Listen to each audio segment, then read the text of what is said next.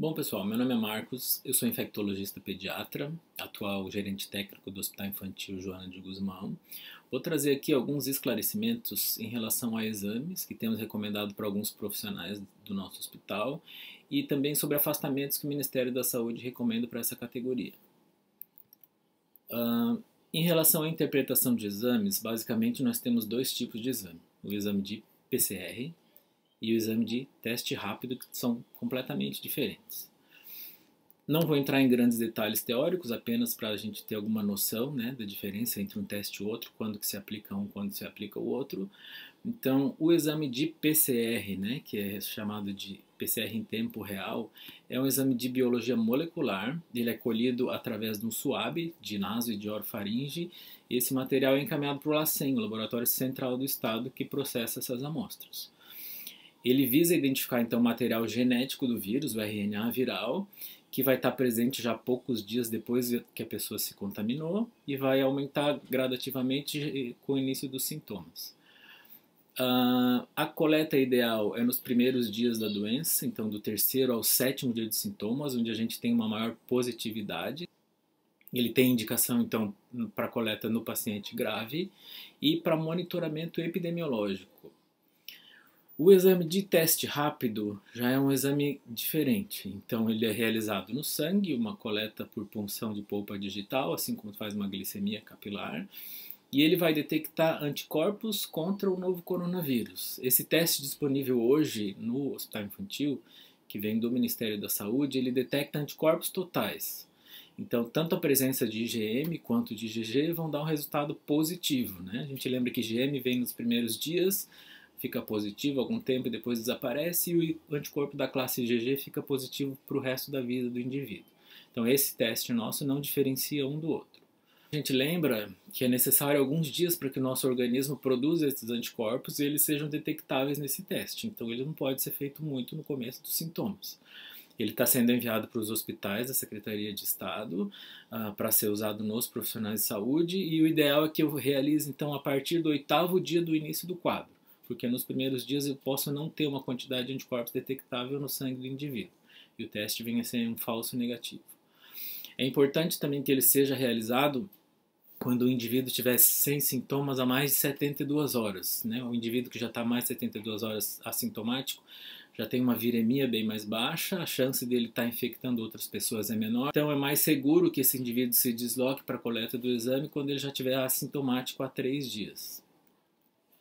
Essa imagem mostra para a gente como que funciona então essa detecção desses exames a partir do momento que a gente adquire a infecção. Então aqui no D0 adquiri a infecção, vão se passando os dias e eu começo a ter então material viral detectável no meu organismo, né, representado por essa curva verde. Lembrem que então antes de ter sintomas já tenho o vírus detectável, né, no meu organismo. Ele vai crescendo, então aqui mais ou menos começam os sintomas, né, em média lá pelo 5º, 6º dia da infecção, que seria essa curvinha cinza. E a quantidade de vírus detectável vai diminuindo à medida que a doença vai progredindo. Então por isso que a gente diz que a coleta ideal do PCR é nesse pico aqui onde a gente tem mais material genético do vírus, entre o 3º e o 7º dia dos sintomas.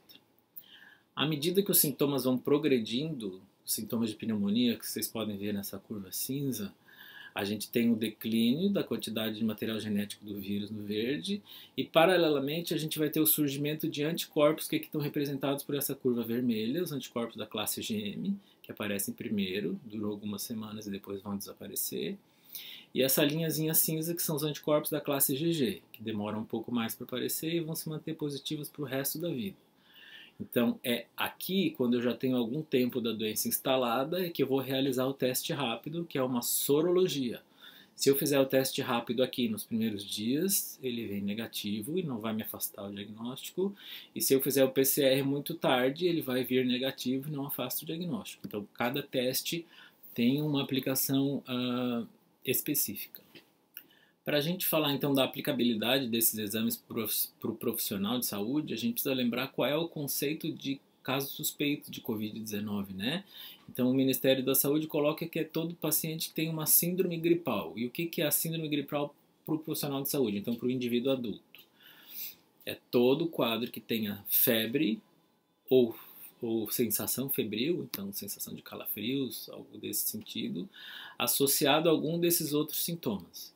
Então, febre e tosse, febre e dor de garganta, febre e coriza, febre e dificuldade respiratória. Então, ter febre associada a um ou mais desses sintomas.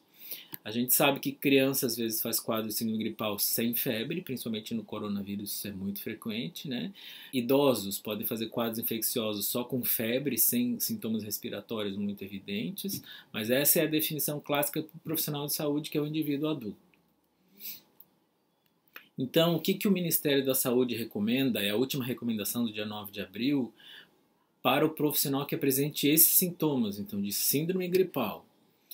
Ele inicia com sintomas, então aqui no D0, deve ser prontamente afastado das suas atividades. Então aqui embaixo a gente dividiu como vai ser feito o afastamento desse profissional de acordo com a disponibilidade de exames. Primeiro, se ele não faz exame nenhum, depois se ele tem oportunidade de fazer o PCR no tempo hábil e depois se ele realiza o teste rápido. Então o profissional iniciou com sintomas no primeiro dia, foi afastado. Se ele não faz exame nenhum, ele vai permanecer afastado até o 7º dia. A partir do 7º dia, quando ele tiver melhora dos sintomas e mais de 3 dias assintomático, ele está apto ao retorno ao trabalho, desde que ele use máscara cirúrgica até completar o 14º dia da doença. Máscara cirúrgica durante todo o tempo. Então, o profissional não realiza exame, ele fica afastado durante uma semana. A partir do 8º dia, quando ele completar 72 horas assintomático, ele está apto ao retorno ao trabalho. Se no 8º dia ele já está assintomático há mais de 3 dias, já está apto ao retorno. Se esse profissional é afastado e colhe então um exame de PCR no tempo adequado, entre o 3º e o 7º dia, e esse PCR vem negativo, então ele tem o seu diagnóstico descartado e ele está liberado ao retorno. E se esse PCR vem positivo, então está confirmado o diagnóstico de Covid-19, ele segue afastado até o 14º dia. E na situação que eu tenho teste rápido disponível, então eu afastei o funcionário assim que ele iniciou com sintomas, e após o 7º dia, então eu realizo o teste rápido. Se o teste rápido for negativo, então isso afasta o diagnóstico de Covid-19, ele está liberado ao retorno.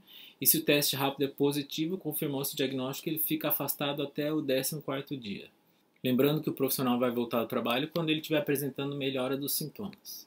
O Ministério da Saúde também prevê afastamento quando algum dos coabitantes desse profissional apresenta sintoma, mesmo se o profissional não tiver sintomas de síndrome gripal. Quando é algum contactante não domiciliar, o Ministério não recomenda afastamento do profissional de saúde, então é necessário um contato próximo e constante. Então, a partir do início dos sintomas, nesse contactante, o profissional deve ser afastado. A gente vai ver 2 situações. Se esse contactante não realiza nenhum exame para diagnóstico de Covid-19 e se ele realiza o exame embaixo. Então, inicialmente, se o paciente não fez nenhum exame, o profissional ele vai ser afastado por 7 dias. Se no 7º dia de doença desse contactante o profissional permanece assintomático, ele está liberado para o retorno ao trabalho. E se o contactante realiza exame no tempo adequado, tanto o PCR como o teste rápido, esse profissional ele está liberado ao trabalho se o teste for negativo, e se o exame do contactante for positivo, ele deve ficar afastado por 14 dias. Bom, como que funciona o fluxo para esses afastamentos e esses exames hoje no hospital infantil? Nós não contamos com médico no serviço de saúde do trabalhador, então quem está envolvido nessas definições são as chefias, as gerências e o serviço de controle de infecção e a infecto. Se o profissional ele inicia com sintomas, né, o ideal é que a gente o identifique logo no início do quadro, mas se ele está com sintomas há menos de 7 dias, ele entra nesse mesmo fluxo. Então, o profissional deve informar a sua chefia imediata que ele está doente, com esses dados todos aqui relacionados. O nome completo, seu endereço, telefone, quais sintomas ele apresenta, qual foi o primeiro dia dos sintomas e se ele teve ou não contato com algum caso confirmado. Se teve, quem foi e quando foi. Essas informações vão ser importantes depois para a vigilância epidemiológica. A chefia imediata, então, deve notificar a gerência, a sua respectiva gerência, que vai avaliar junto com a infectologia ou com o controle de infecção e vai afastar esse funcionário.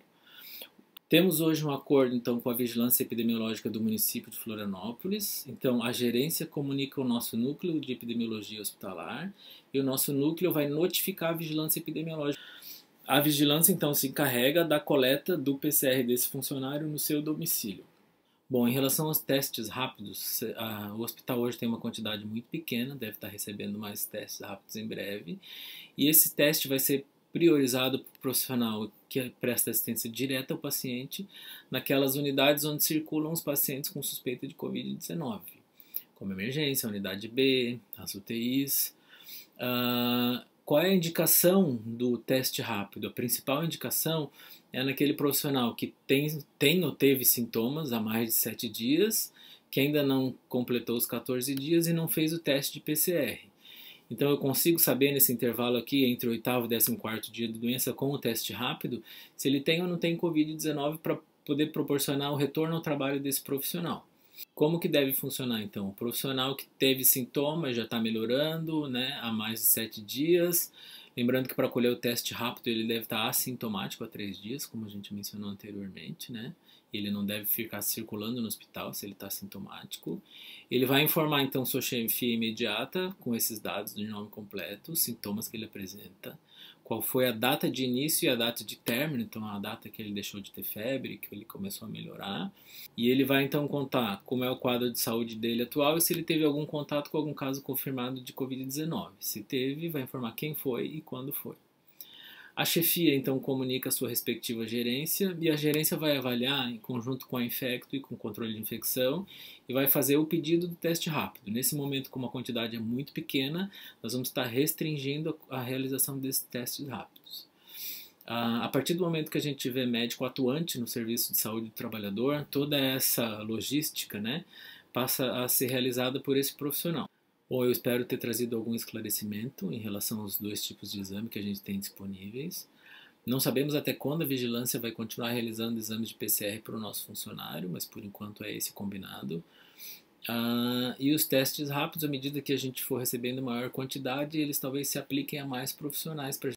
Bom, é importante ressaltar que um teste rápido positivo vai indicar que eu já tive contato com a doença, provavelmente eu devo estar imune a essa doença, só que isso não vai me eximir de usar as precauções. Então, se eu estou atendendo um paciente com quadro respiratório, eu vou continuar me paramentando com os EPIs devidos.